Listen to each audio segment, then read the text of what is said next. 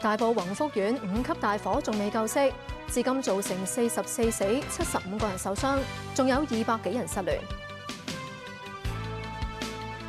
民政事務處開放臨時庇護中心安置受影響嘅居民，有市民自發送物資到場。警方以涉嫌誤殺拘捕負責大廈維修工程公司3個人。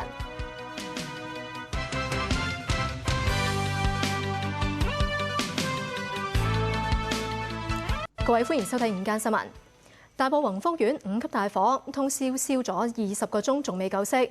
陸續喺火場發現居民嘅遺體，死亡人數增加到44個人。我哋睇下現場情況。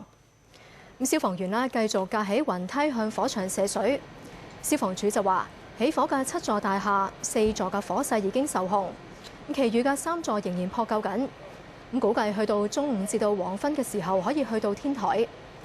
大火至今造成44個人死亡，包括有1個殉職嘅消防員，另外仲有200幾人失聯。居民繼續四處尋親。當局就強調呢一場大火蔓延嘅速度唔尋常。